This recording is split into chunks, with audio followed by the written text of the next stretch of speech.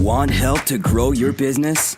Download BRiN, the world's first business advisor in your pocket. To find out more, visit BRiN.ai or search the App Store today.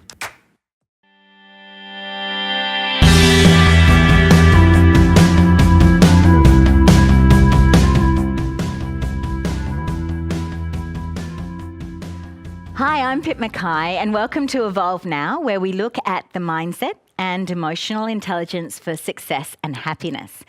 And in the program today, we're going to look at how to discover your passion and purpose and to successfully live it. And this is a real passion of mine because I love to see how people light up when they're doing something that they really love to do and what a contribution that makes to others. So what are we going to cover? We're going to cover why passion and purpose is essential for business success and happiness. We're going to look at what's your true essence, and I call this your hero's profile. So who are you at your best? An understanding of what will fulfill your heart and soul, and how to find your unique passion and purpose. How to harness passion and purpose for effective motivation. And finally, how to create flow in your life for ease and grace. So let's get started. So passion and purpose and this idea of having a destiny is really a human quest. It's part of what we call the human condition. So it's part of what makes us uniquely human, and they're questions that people have been asking for thousands of years. And these are the questions: who am I?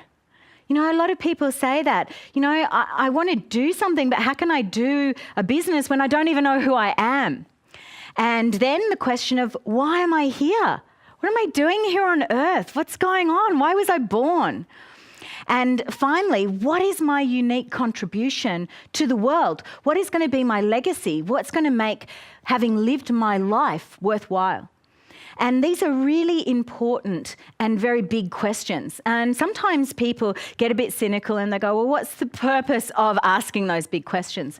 But nowadays, it's becoming really important for your business success because people don't want to know that you are doing a business just because you're going to make money from it. That's not a very exciting marketing story.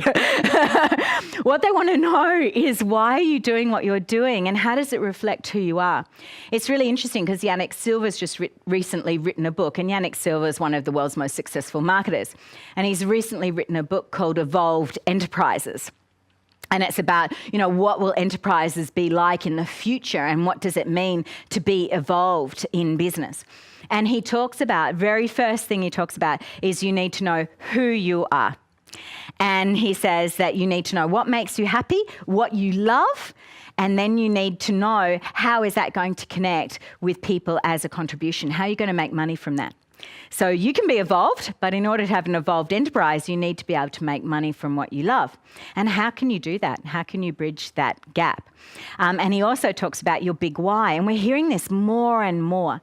I remember in the 1980s, people used to say, oh, look, I went to marketing seminars. I went to hundreds and hundreds of business seminars.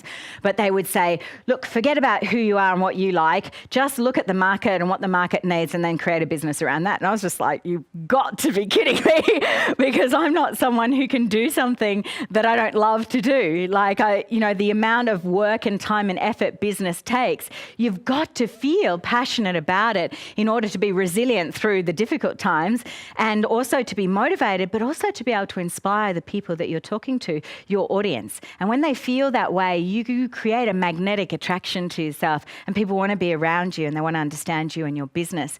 It's been interesting because I've been looking at the nudie business. I don't know whether people are aware of that business. So basically it's a fruit juice company and it's all about no nasty. So it's called nudie because it's basically naked fruit.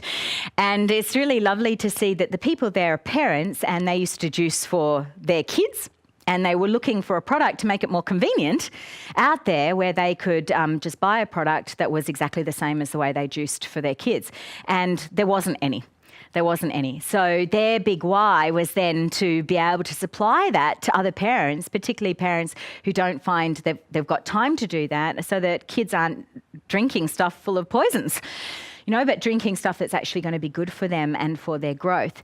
So you see that those people, when you look at that, they're passionate about what it is that they're doing. It doesn't have to be some bigger than Ben-Hur passion, but that does become bigger than Ben-Hur because then they want to nudify the world because they want the whole world to be able to have access to natural juices that are going to be good for kids. And that then becomes a whole way that we look after kids and look after the future generation. So even though it's just a fruit juicing company, people might think it's just a fruit juicing company, but because they've got a big why behind it, and because they're parents who wanted to look after their kids and they've got a big passion behind it, and therefore they've got a story that they can tell, and that story engages others. So in a relatively short period of time, that company has become the most successful juicing company in Australia. So it started off in their first week of business where they juiced 285 pieces of fruit, and now they juice over 2 million pieces of fruit over and over again.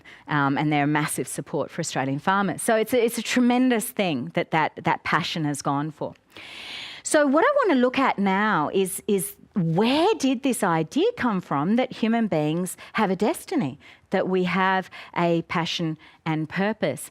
And basically the idea was first mentioned in a book called The Republic, which was written by a guy called Plato, who lived around about 2,500 years ago. And this is really the first time that we're seeing in literature that became relatively widely available and a concept.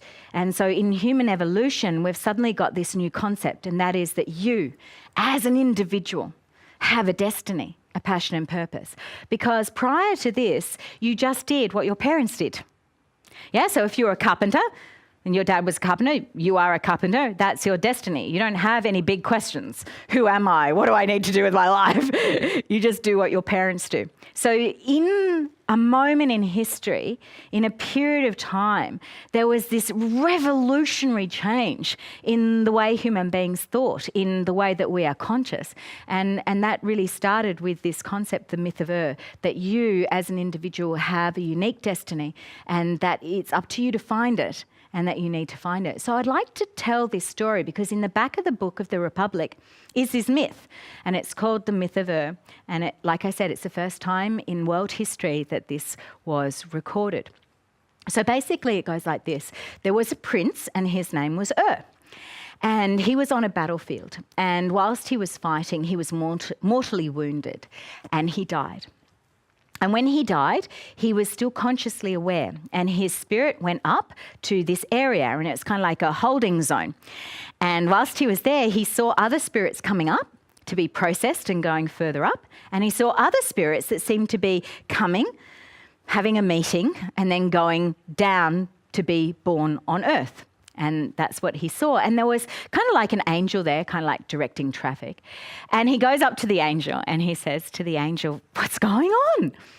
And the angel says, "Well, these are all the souls that just died on the battlefield, and they're coming up.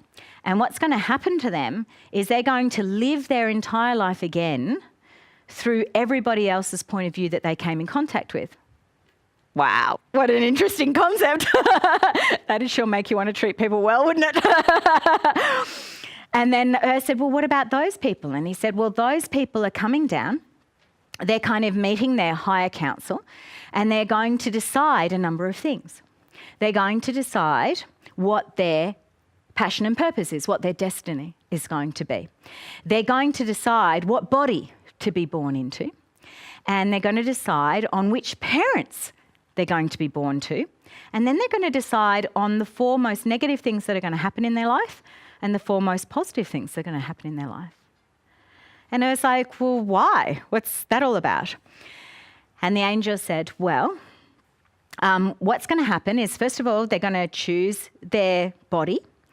And no matter what they think of their body, in fact, their body has been perfectly created to help them fulfill their passion and purpose." Now, when I first heard this, I thought this was really interesting because growing up as a teenager, I didn't have a very good body image. I felt like my nose was too big and my eyes were too small, and I went, I had really big doe eyes, like Bridget Bardot, and a little tiny button nose. And I really felt as a teenager that would mean that all the boys would really like me and that then I could pick and choose and do whatever I wanted to. That was the concept that I had. Like teenagers have weird concepts, but anyway, that was the concept that I had. And so when I heard this, I felt like, wow, my body, my face is exactly the way that it's meant to be for me to fulfill my passion and purpose. How fantastic. And it was interesting, a number of years later when I was an actor, I had this guy come up to me, beautiful guy, good looking, and he had a little tiny button nose, and I was looking at his nose and I was thinking, man, that is that nose that I always wanted to have. It's like my uncle's eyelashes. I'm like, how does he get those big, long, black eyelashes? I want those. But anyway, I was talking to him and he goes, you know what? I wish I had your nose. And I looked at him for a second and I was like, you're kidding me. I was looking to see whether he was serious. And he goes, no, because when you're on stage, your face is defined. Whereas when I'm on stage, my nose just disappears and my face is not defined. And I was like, wow. To continue enjoying this presentation, download BRiN, the world's first business advisor in your pocket. To find out more, visit BRiN.ai or search the App Store today.